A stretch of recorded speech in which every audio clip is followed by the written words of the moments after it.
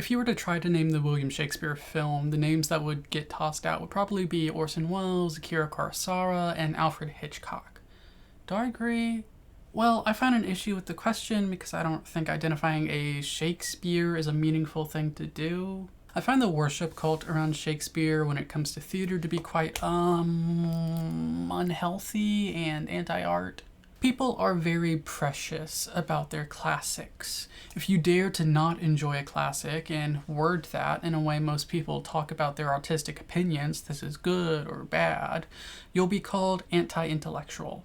On some level, I do agree because this is good and this is bad are boring opinions. They're dismissing, totalizing, and empty statements that have an air of objectivity despite art not being objective. But that's not really the conversation that's going on here. Instead, the argument is that the classics are objectively good, so your dislike or heavy criticisms of them, especially if they don't pay tribute to the work or fawn over the artist, are anti-intellectual. That is nonsense. One of the conversations you'll see occur all the time surrounding this has to do with what we teach in English courses in high school. On one side, you have the replace classics with contemporary YA people. On the other hand, you have the only teach the classics, there's no value in teaching YA people. Now you may be thinking, wow, Jared, way to strawman those arguments. Well, call me Alphaba because I love turning men into scarecrows. There's a very obvious answer to that debate. You should teach both. I see three main issues with the only teach the classics argument, all of which to some degree seem to fall under the umbrella issue of assuming objectivity. Issue 1. It destroys the education of literary analysis. People often argue that contemporary YA is not as rich as classic novels and therefore entries aren't worthy of analysis. This unfortunately teaches people that analysis cannot be done on what many would derisively call slop, a word I despise for its usage outside of AI nonsense. We should enforce the idea that we can think, converse, and debate deeply about any piece of art. You can, and you should. This is what gets people to call the Marvel movies mindless. I don't particularly like a good amount of them, but you can still analyze them. They still make arguments and choices. They're still meat. Issue 2, which is rather related. The classics, talked about and fawned over as they are, analyzed in as many ways as they have been, are often presented as though there are definitive correct ways to interpret them. Not only is that an anti-art sentiment, it's anti-analysis and anti-intellectual. Students should not be afraid of getting the right answer. This is why so many run into the wall of the blue curtains meme. They assume there is a singular correct answer, so either it must be that the curtains represent depression and this was intentional, or it must be that the color carries the singular meaning of being blue colored. That sentiment is wrong. Analysis is the process of seeing a text through a specific lens. There are many lenses you can choose for your reading glasses. Oftentimes the first time you analyze something, it's going to be you discovering what lens you're using as you go through it. When I queer a piece of media, that does not mean that it is objectively queer and I am right and you are wrong and this is canon. I don't care about any of those things. I care about whether or not that's an interesting way to view the text and how it might be read in that regard. When a teacher says, the curtains are blue because they symbolize... there's an unspoken what if. What if the curtains are blue for this reason? How does that affect the text and how you look at it? What world does it open up to you? Issue 3. The only classics push often comes with the argument, explicit or implicit, that these are the objectively good works, and there are no contemporary works which can match them as pieces of art. This is an anti-art and anti-artist sentiment. It's a shrug that goes, who cares? Today's artists should all quit and I refuse to engage with their output. You may be wondering, after that tangent, what this has to do with the film Psycho, directed by Alfred Hitchcock. Psycho is widely considered one of the greatest films of all time. Empire magazine has it as the 81st best film. In 1998, the American Film Institute placed it as the 18th best film. In 2007, they bumped it up to the 14th spot. For the BBC's list of the greatest American films, Psycho pops up at number 8, which of course should have gone to Silence of the Lambs because that movie, it eats. And for variety, well, Psycho gets their coveted number one spot. Would that be my ranking? I mean, it might pop up in the 80s, who knows, but I've seen many films I thought were better made, more emotionally resonant, richer in their themes, more consistent, and so on. People like to say that classics are timeless, a statement that is never true, by the way, but Psycho is always evaluated with its place in time and film history. Interesting. I don't want to argue about the so-called objective merit of the film, though. The question, what is the best film of all time, is a question without an answer. Well, I like reading people's thoughts around how they rank things. That question itself isn't interesting. What fascinates me about Psycho discourse is irony, laughter, and defensiveness. First stab. Irony and sincerity. I watched it for the first time in 2023. I was exercising while watching. Until that point, I had only ever seen the shower scene. And so I wasn't expecting much at all from the film. I knew of the plot and the early death of Marion Crane, though from the way people talked about it, I was actually kind of expecting something more like Drew Barrymore in Scream, a movie I haven't seen. She lasts half the movie, though. That surprised me. In fact, most of the first half of the film surprised me. I was taken by the suspense and the slow dread of it all. Marion's conversation with Norman in her motel room was riveting. If there were ever a stage play adaptation, I honestly might want the entire first act to take place in that room, to be a series of conversations between Marion and Norman. That was my favorite scene. When the shower stabbing happened, I thought it was funny. I understand there were censoring limitations at the time. Art still has major censorship to this day. I mean, I have quite a long essay about censorship on my channel, so I get it. But the scene looks and sounds goofy. You don't have to agree with that, but for me it felt camp. It was over the top, it was silly, and it was not remotely scary. I did not like the rest of the film from there on. The investigation wasn't particularly gripping, the staircase death was very silly, and the psychologist's monologue was one of the monologues of all time. It was a thing someone wrote, and someone else, they sure performed it. There wasn't a single scene in the latter part of the movie that even approached the conversation between Marion and Norman in the motel room. When Abergast fell down the stairs and got stabbed a bunch by Norman, I chuckled. It was even funnier than the shower scene. It was campier. In March of 2023, there was a fun bit of discourse about the staircase scene. Unfortunately, the account that started it all got suspended, and I couldn't get the Wayback Machine to load all the way back to the correct date so I could correctly quote the original tweet. If my memory serves me, in context of people responding to a quote tweet of it, someone posted a clip of the scene, hosted on YouTube, and said that when they watched it in one of their college film courses, their classmates laughed. This angered the original person who found it disrespectful. There was a similar discourse a few months or years beforehand about feeling that a local screening of Psycho was ruined by people laughing at bits. It might have been at the Alamo Draft House, I don't know, maybe. Responding to this tweet, though, about the college, the film podcast Hit Factory said, "A good reminder that the ironic detachment common in most mainstream movies doesn't just suck in a vacuum, but also conditions young audiences to engage with all cinema from a distance that precludes sincerity or genuine investment." Ironic detachment seems like a phrase that could have a few meanings. On one hand, it could be using the language of detachment to signify intense attachment. In other words, if performative speech is the language that does, and performative contradictive speech is the language whose utterance refutes itself, we can conceptualize anti-performative speech. I'm sure there's a better prefix out there that doesn't make it sound like non-performative. Non-performative speech is the language that does not do. Here, I mean language which does the opposite. This would be a type of ironic speech in a similar realm of sarcasm. In this case, the language of detachment is meant to express and form an active attachment. This is a bit convoluted and not really what the discourse is complaining about. So, well, I'm a little demon. On the other hand, a lot of people use the word irony to mean it's just jokes. It doesn't make much sense to me, but I suppose it qualifies because if ironic speech is speech that means something other than what it says, then certain jokes qualify.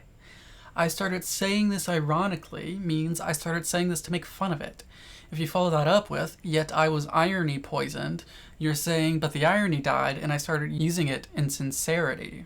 So, with the idea that irony is the posture of insincere, joking speech, then ironic detachment is using humor to detach yourself from the sincere world, as well as from your own self and actions. It's almost absurd, but not quite. An absurdist comic is often still sincere. This is nihilistic comedy. Mike Brock argues that ironic detachment offers a false security to its believers. By distancing yourself this way, being above it all, viewing nothing as mattering, you aren't making a statement on meaning. You're attempting to view the world as fiction, with no consequences that can truly hurt you. He writes, ironic detachment is the perfect ideology for people who want to feel important without actually mattering. For people who want to seem engaged without risking anything. For people who prefer the comfort of eternal spectatorship to the responsibility of actual participation. In an article for The Salute, Tristan Nankervis implies that ironic detachment represents a cynical comedic style. It's apathetic, despairing, nihilistic comedy. He contrasts this with a genre of sitcom he calls hope punk, things like Parks and Rec, Brooklyn Nine-Nine, and to add some examples of my own that I enjoy, The Good Place and Unbreakable Kimmy Schmidt. He claims hope punk advocates argue ironic detachment is a useless view of the world that perpetuates suffering through apathy. Ironic detachment is a view taken by lazy people too cowardly to take a stand on something. His conclusion about this argument? The bastard of the thing is that they're right. For Nankervis, ironic detachment, humor that distances him from despair, is one of the main ways he can continue continuing on. This second form of ironic detachment, where it's a defense mechanism against overwhelming reality, sincerity, emotionality, despair, and the like. Well, isn't it accidentally the anti-performative version I brought up first? In speaking their ironic detachment, is not the ironically detached person always revealing an instinct toward attachment to whatever it is they are detaching themselves from, and by jokingly distancing themselves from it, actively attaching themselves? You can maybe see it as a performative contradiction instead, but still. Regardless of the performativity here, the defense mechanism applies to individuals who engage in ironic detachment. What does it mean for artwork to be ironically detached rather than a person? Well, as in the second form, it's anti-sincerity via distancing comedy. The go-to example is when something occurs in a movie in Joss Whedon style, someone goes, well, that just happened. Herb. A lot of the critiques of the Marvel films are about the tendency to shoehorn in jokes at all times. When a piece engages in a trope and makes fun of itself immediately for it, that's a form of ironic detachment. It makes it so the audience is never truly sitting with uncomfortable emotions. To me, ironically detached art often, though not always, comes off as insecure. There's a fear of being taken seriously, because then you might be judged, laughed at, and condemned. You would rather be laughed with. It's similar to strict non-stylized didactism, in which there's a deep fear of being misunderstood. Ironic detachment in art is the person who runs into the spotlight and stands there thinking the whole time, don't look at me, don't look at me, don't look at me, don't look at me, don't look at me. If you're looking for serious moments to be silly because you cannot handle sincerity, when the internet has taught you that sincerity is cringe and that cringe is a sin, when you're presented with sincere art, your instinct will be to detach yourself via jokes. Is that the case with Psycho? Now, I can fully embrace the idea that in some cases, yep, that's what's going on, that's how the audience is reacting, and that's not great. It's not great for art, society, or the individual person, but must that be the case? If a group of students see a scene supposedly meant to be scary and they laugh, are they necessarily detached? No. I was attached to the first bit of Psycho. I find it kind of enthralling. I still laughed at it. When I watched the horror film Smile, a movie I do not like, when I saw the scary monster, I laughed because I thought she was silly looking.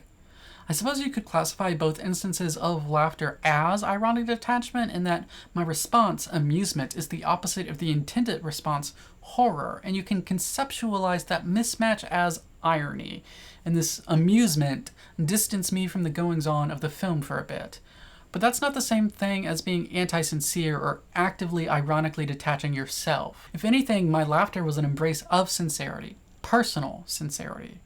I was not laughing because I needed it to be funny, or because I was making fun of the film, or because I was uncomfortable. I laughed because it was funny, and it was enough for me to have a physiological response. Performing elsewise, but especially performing a fear response in that instance, would have been insincere on my part.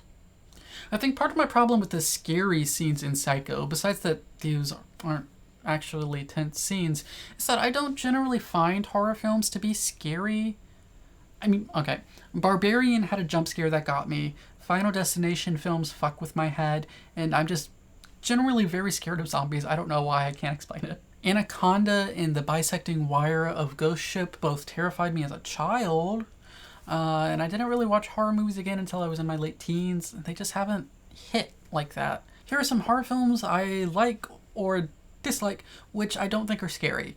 Us, Get Out, Halloween, Texas Chainsaw Massacre, X, Pearl, Maxine, Creep 2, The Taking of Deborah Logan, Malevolent, Malignant, The Conjuring, any Shyamalan film I've ever seen except for the terrifying Avatar The Last Airbender adaptation, Midsummer, Hereditary, Black Swan, Cats, on and on and on. Jump scares don't work on me most of the time. I don't typically watch horror films to experience horror.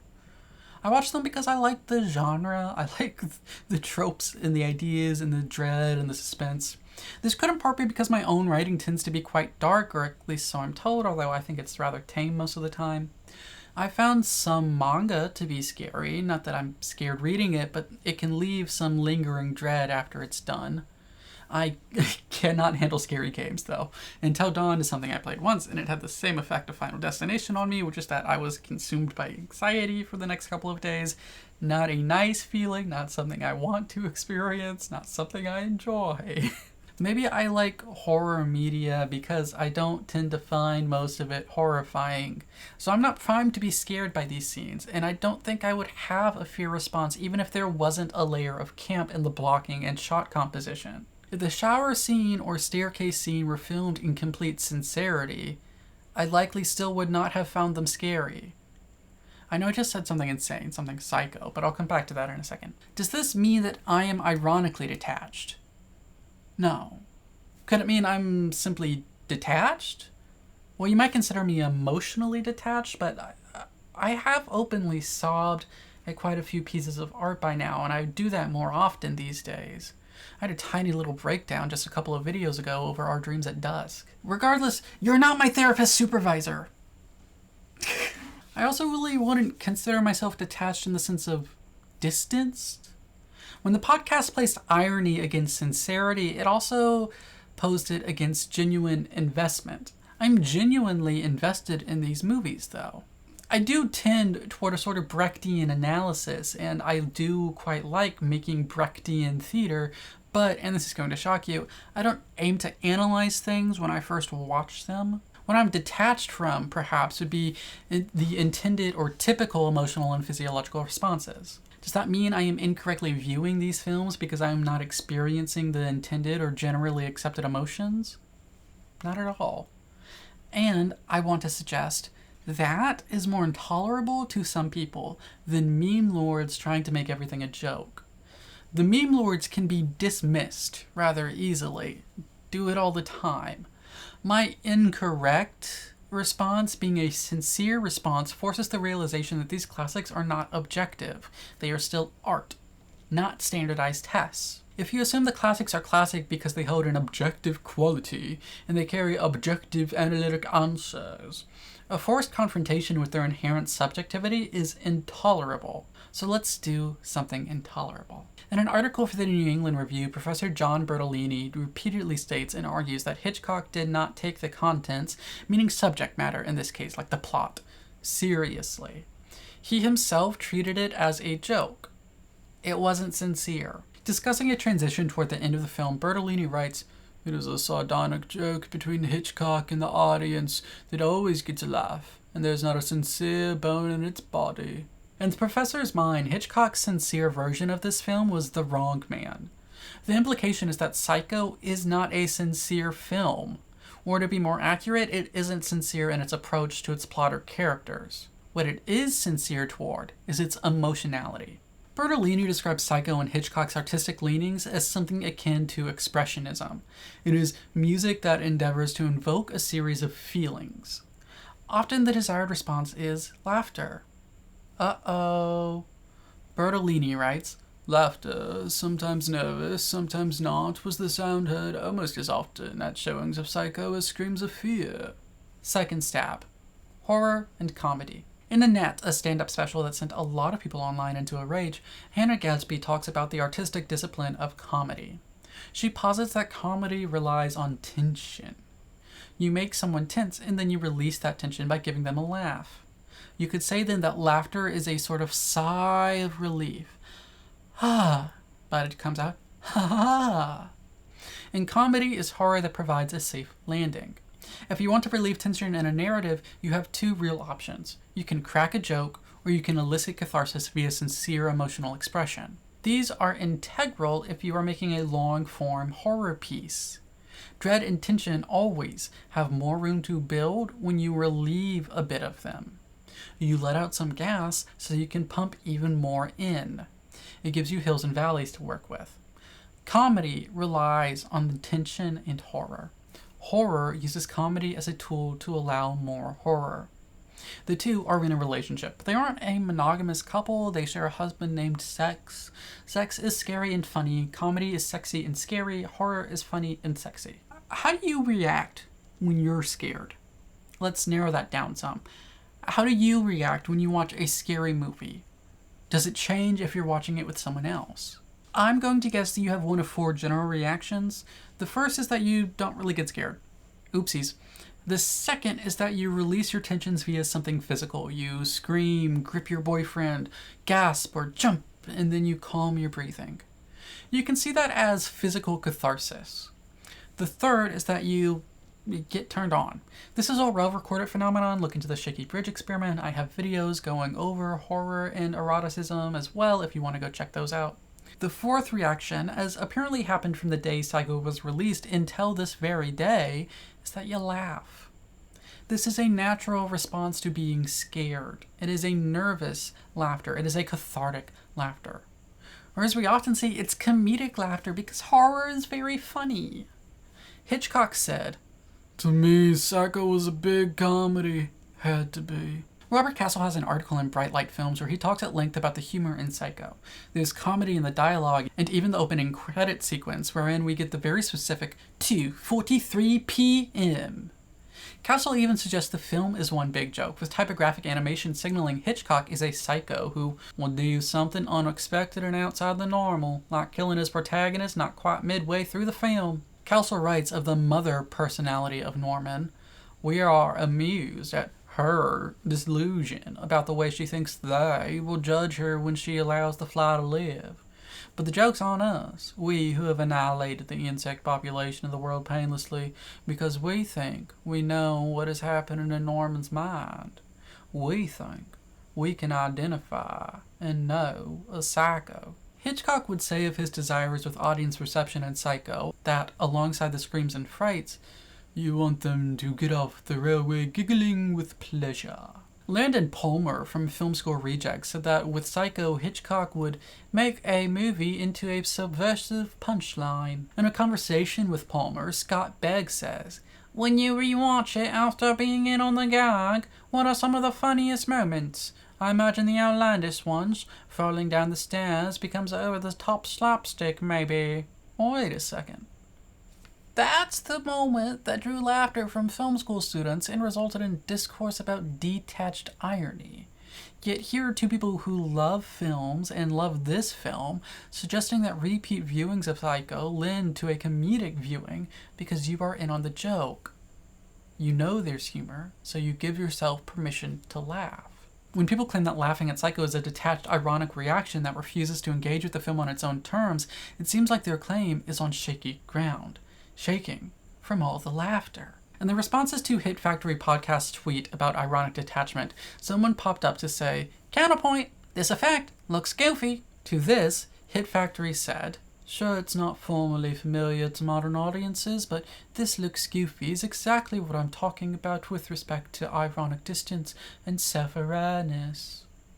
But is that ironic distance or is it merely distance? Is it distance at all? If the film is a joke from Hitchcock, he likely knew how silly this scene looks. He probably found humor in it himself.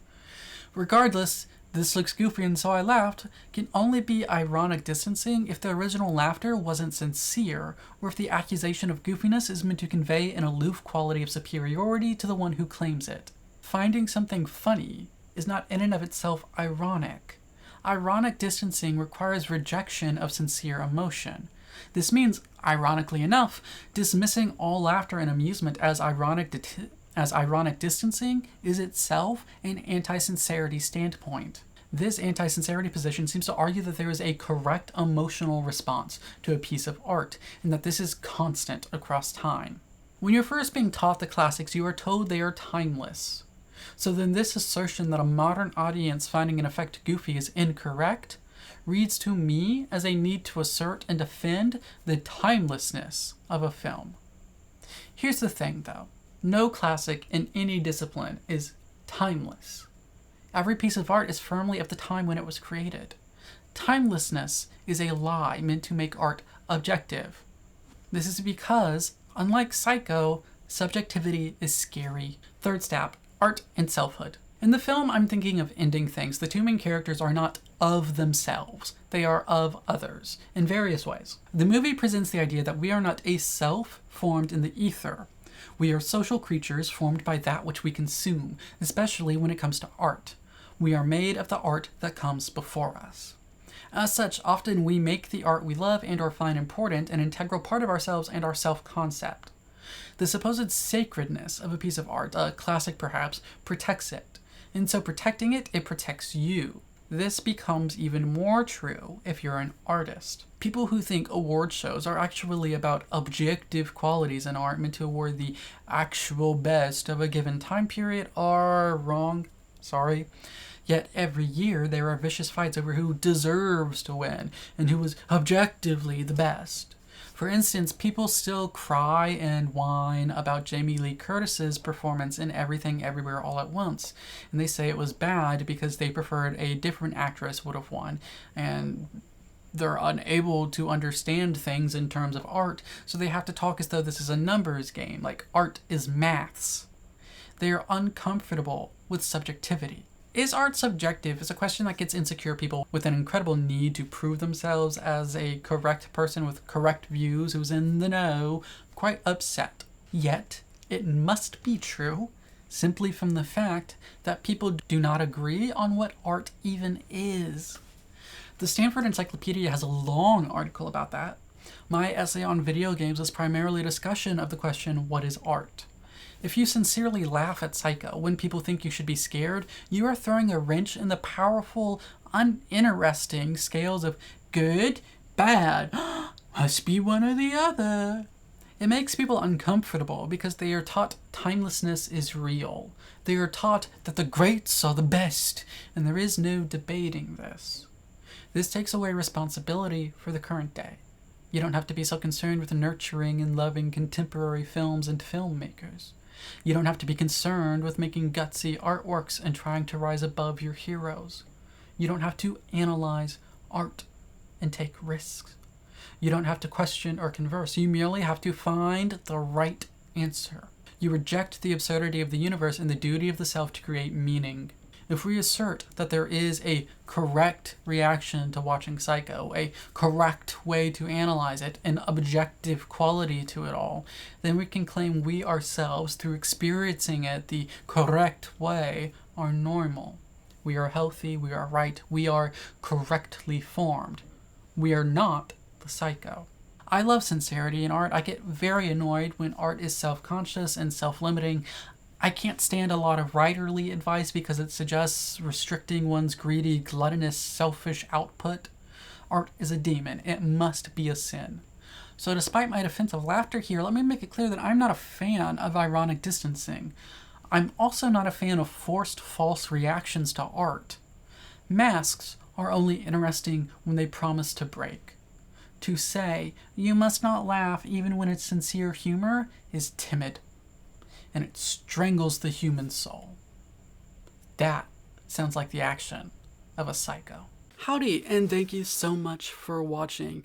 Like, comment, subscribe, share if you're feeling saucy. You can join me over on Patreon if you would like, wherein you'll get these videos and others early. You'll also get to have some fun behind the scenes access to some of my art projects, some more personal vlogging style content, and you'll just get to support me, and we'll get to chat about art a whole bunch, which is what I love to do most.